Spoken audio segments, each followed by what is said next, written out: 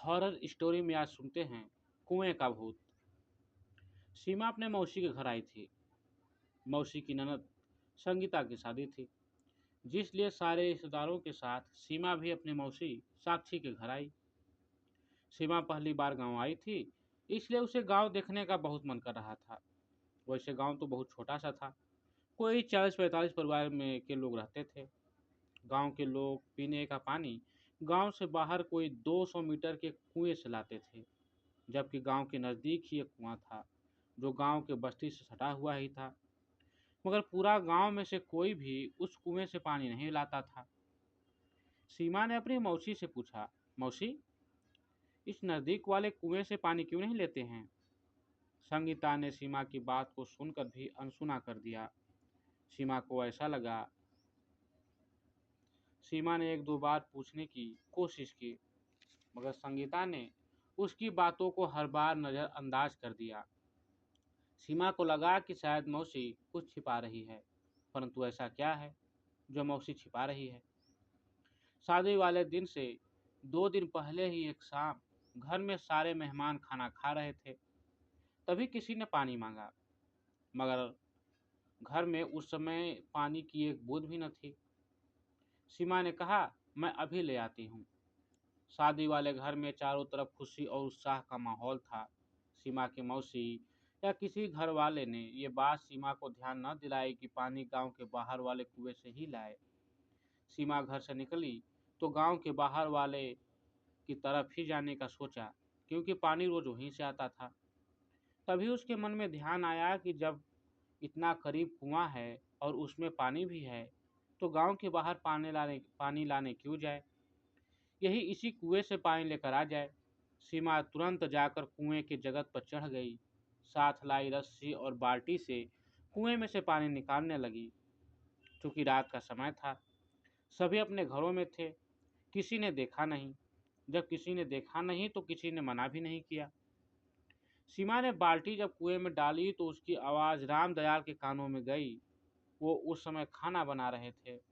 उन्हें आभास हुआ कि कोई कुएं से पानी भर रहा है, मगर उन्होंने सोचा कि पूरे गांव को इस कुएं के बारे में पता है, तो कौन इस कुएं से पानी भरेगा। मगर जब उन्हें फिर आवाज़ आई तो वे जल्दी जल्दी खा के बाहर निकले तो उन्होंने देखा कि कोई लड़की कुएं से पानी लेकर जा रही थी। उन्होंने उसे आवाज़ दी, लेकिन तब तक वो घर में घुस गई थी। रामदयाल तुरंत ही शोर मचा के सबको उठा दिया और सभी को लेकर संगीता के घर गए। रामदयाल जब घर पहुंचे तो घर के 4 सदस्यों ने कुएं का पानी पी लिया था। रामदयाल ने जैसे ही बताया कि इस लड़की ने करीब वाले कुएं से पानी लाई है, सभी गांव वाले और घर वाले डर से कांपने लगे। सीमा को सभी डांटने लगे। उसे समझ नहीं आ रहा था कि उसने ऐसा क्या गुनाह कर दिया जिसे सभी लोग ऐसे उसे डांट रहे हैं। सीमा चुपचाप सहमी एक जगह खड़ी रही। गांव वालों ने आपस में सलाह की एवं जिसने भी पानी पिया था उन सभी को गांव के मंदिर के खंभे में मजबूत रस्सी से बांध आए। सभी गांव वालों ने मंदिर आसपास ही अपना डेरा डाला। उसी रात को 12 बजे अचानक जोर जोर से डरावनी आवाज़ें गांव में गूंजने लगी। जिन 4 लोगों को मंदिर में बांधा गया था वे भी पागलों की तरह चिल्लाने लगे, मगर वे कुछ नुकसान न कर पाए। तभी अचानक एक रिश्तेदार जो उन गांव वालों के बीच बैठा था, वो भी अचानक चीखने लगा। गांव वालों ने जब उसे देखा तो उनसे उनके होश फाख्ता हो गए। सीमा ने देखा कि ये तो सीमा के मामा किशोर है, जो जोर जोर से चीख रहे हैं।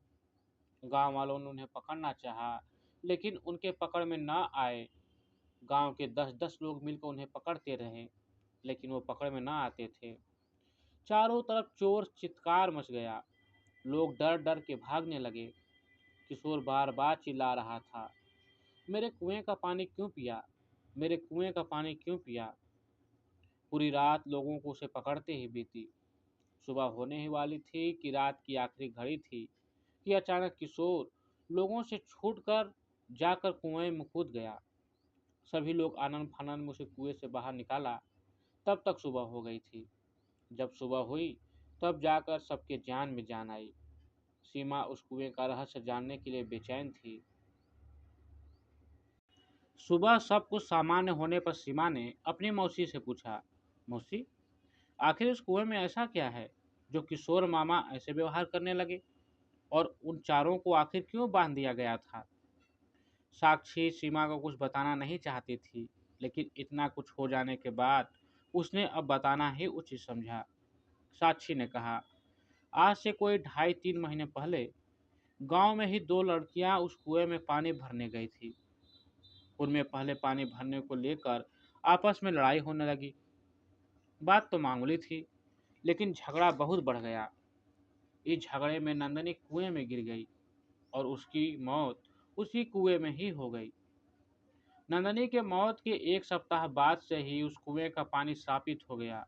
जो कोई भी उस कुएं का पानी पीता, उस पर नंदनी की आत्मा सवार हो जाती है और नंदनी किसी के शरीर पर सवार होकर गांव के लोगों को मारने लगती है और सुबह होते ही कुएं में उस आदमी को लेकर कूद जाती है। जब यह सिलसिला चलने लगा तो लोगों ने पूजा पाठ करके उस कुएं से पानी लेना बंद कर दिया।